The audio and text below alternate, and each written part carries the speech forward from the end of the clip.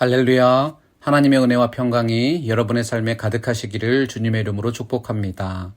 주님께서 오늘 우리에게 주시는 말씀은 베드로후서 1장 3절입니다.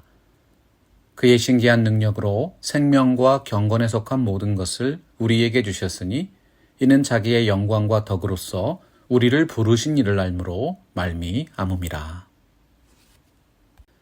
인간의 삶과 관계된 마음과 정신의 중요성에 대해서 사람들은 관심을 모여왔습니다. 독일의 철학자 괴테는 생명은 정신이라고 주장했고, 키에르 케고르는 정신은 곧 사람이고 자기 자신이라고 믿었습니다. 성경은 하나님의 형상인 인간이 육체와 영혼으로 구성되어 있다고 말씀하고 있죠. 마음과 정신은 영혼에 속한 것입니다. 영혼의 상태에 따라서 인간의 생명과 삶이 결정된다는 진리를 무수한 인생들이 인정하고 있습니다. 건강한 삶은 전인적인 건강입니다. 내 영혼이 잘된 같이 범사가 잘되고 강건하게 됩니다. 진정한 건강함은 결국 건강한 영혼의 소유자가 누릴 수 있는 특권인 것이지요. 오늘 말씀이 강조합니다. 그의 신기한 능력으로 생명과 경건에 속한 모든 것을 우리에게 주셨으니 이는 자기의 영광과 덕으로서 우리를 부르신 이를 알므로 말미암음이라. 하나님의 말씀 성경은 진리의 말씀과 진리의 영이신 성령의 능력으로 단련된 경건한 영혼을 소유한 성도가 되라고 권면하고 있습니다. 하나님께서 생명과 경건에 속한 모든 것을 우리에게 주셨습니다. 생명을 풍성하게 하는 경건의 비밀이 무엇일까요? 경건한 사람은 그 마음과 삶이 하나님께 속한 분들입니다. 시편 4편 3절에서 말씀하셨지요. 여호와께서 자기를 위하여 경건한 자를 택하신 줄 너희가 알지어다. 내가 그를 부를 때에 여호와께서 들으시리로다. 경건을 뜻하는 성경의 개념 중에는 하나님을 예배한다는 뜻이 포함되어 있습니다. 하나님을 예배하는 사람, 하나님을 경외하는 영혼을 소유한 사람이 경건한 사람입니다. 외모의 단정함이나 율법적인 외형 자체가 경건함이 아닙니다. 길거리에서 남에게 보이려고 기도하거나 정기적으로 금식하면서 율법을 지키는 종교적인 삶 자체는 경건의 모양일 수는 있지만 그 모양의 중심에 경건의 능력이 있는지를 하나님께서 보신다는 것이지요. 경건의 능력의 핵심은 그 마음 중심에 있는 영과 진리로 하나님을 사랑하고 하나님을 예배하는 것입니다. 하나님과 올바른 영적 관계를 맺고 있는 사람이 경건한 삶을 추구하고 있는 분입니다. 이와 같이 하나님이 택하신 경건한 사람의 영혼 속에는 하나님께서 그의 신기한 능력으로 주신 영원한 생명이 있습니다. 하나님과의 관계와 교제를 이루어 주시는 그 모든 것들이 우리 주 예수 그리스도 안에 들어있기 때문이죠. 또 증거는 이것이니 하나님이 우리에게 영생을 주신 것과 이 생명이 그의 아들 안에 있는 그것이니라. 아들이 있는 자에게는 생명이 있고 하나님의 아들이 없는 자에게는 생명이 없느니라.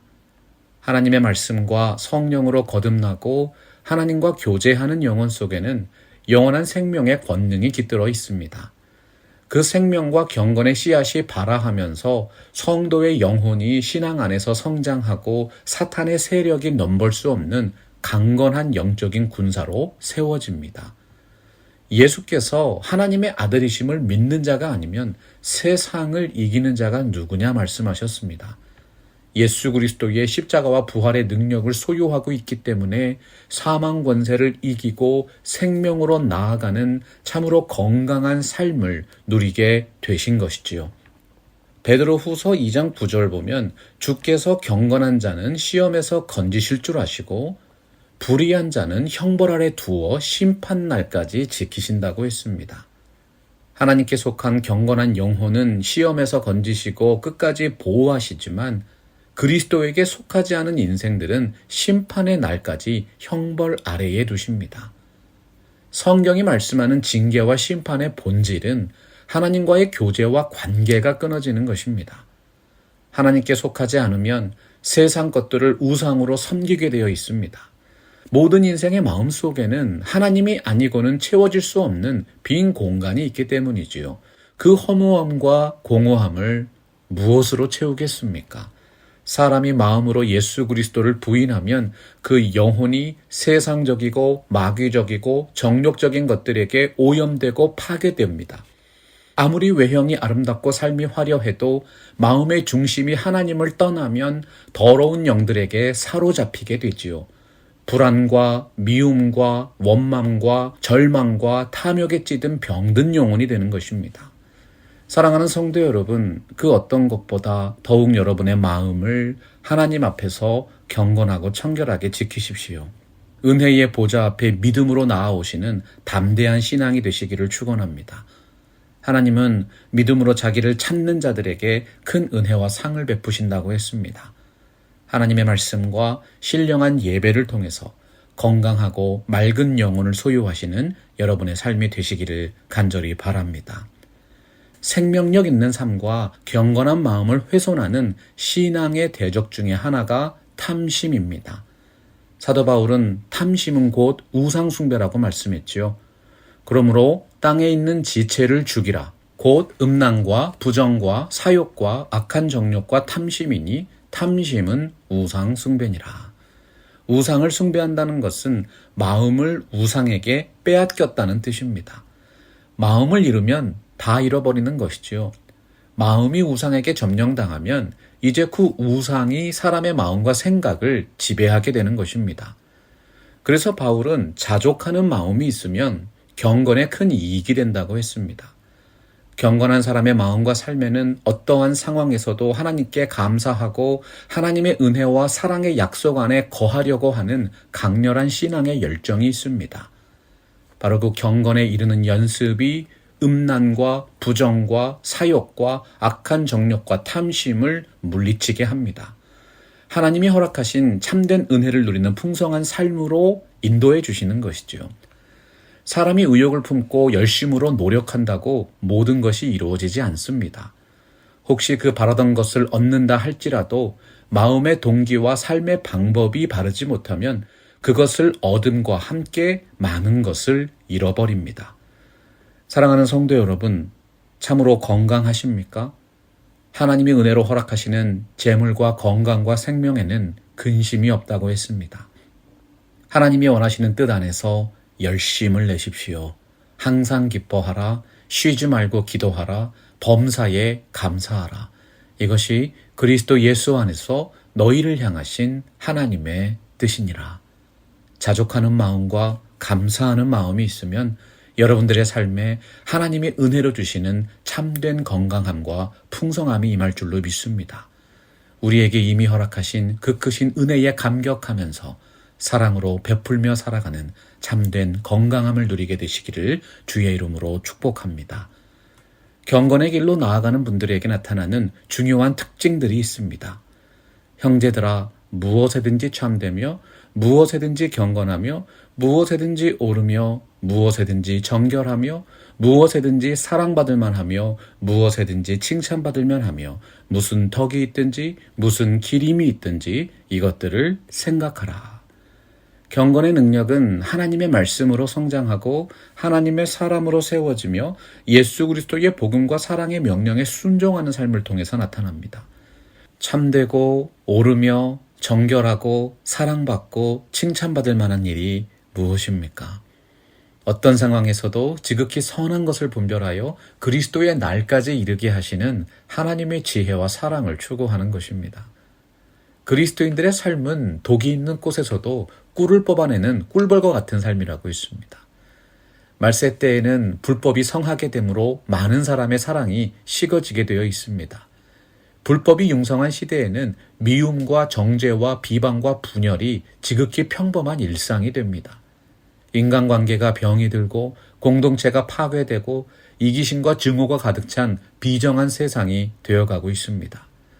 이러한 말세지말의 상황 속에서 사도 바울은 마음을 새롭게 함으로 변화를 받아 하나님의 온전하신 뜻이 무엇인지 분별하라고 권면했지요. 하나님의 선하시고 기뻐하시고 온전하신 뜻은 무엇일까요? 너는 마음을 다하고 뜻을 다하고 힘을 다하여 내 하나님 여호와를 사랑하라. 하나님을 향한 진실한 사랑이 참으로 모든 삶을 사랑으로 살아갈 수 있도록 이끄시는 동기가 됩니다. 하나님께서 내가 지시하는 땅으로 가라고 말씀하셨을 때 아브라함은 주저없이 정든 고향을 떠나 가나안으로 나아갔습니다. 하나님을 사랑하는 마음이 없이는 행할 수 없는 결단이었죠.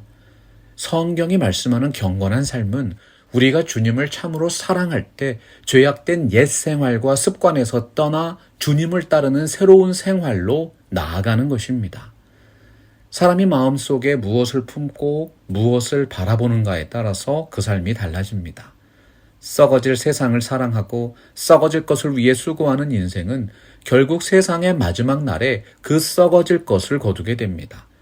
하지만 주의 나라와 주의 의를 위하여 사랑의 수고를 다하고 견고한 믿음과 소망으로 전진하는 사람은 영원토록 썩지 않는 하나님의 나라와 영원한 생명의 면류관을 받게 되는 것이지요.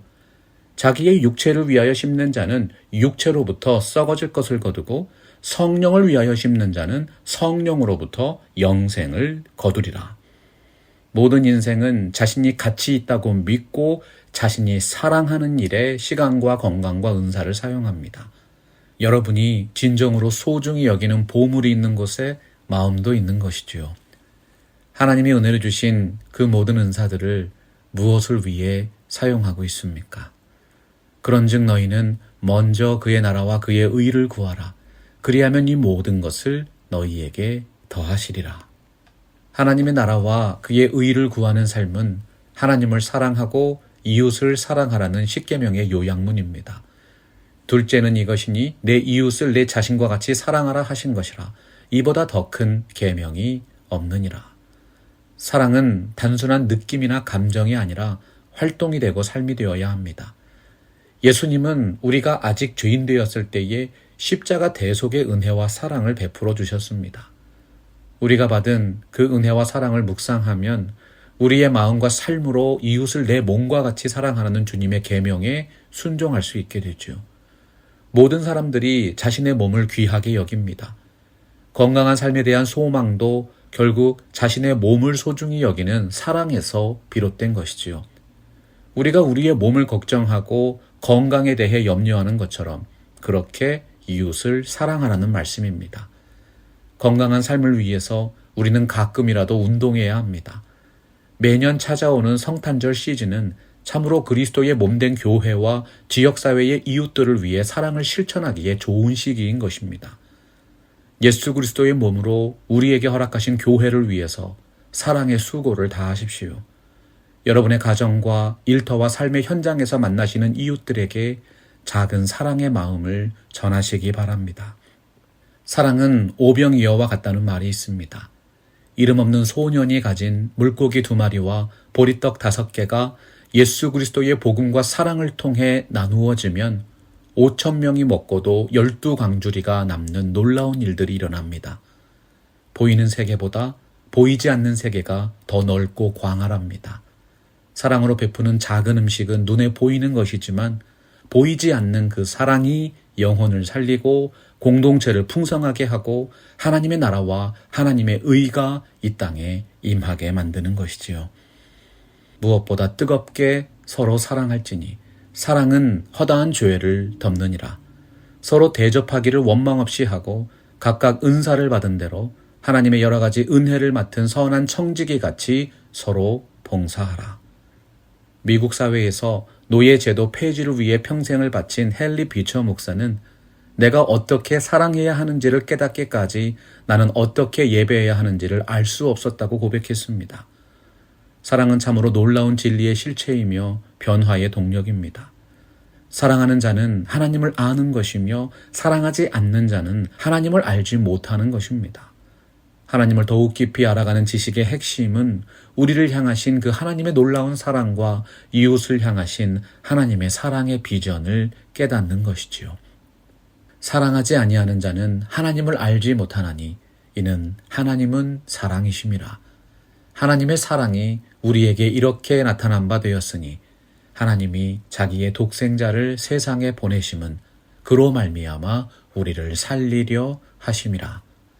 사랑의 하나님께서 우리에게 호흡할 수 있는 생명을 주셨고 예배할 수 있는 경건의 모든 것을 허락하셨습니다.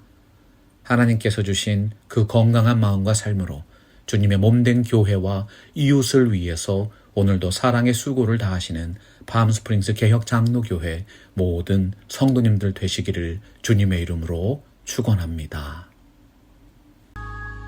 말씀 앞에서 경외함으로 주께 홀로 섭니다. 생명의 말씀 읽고 순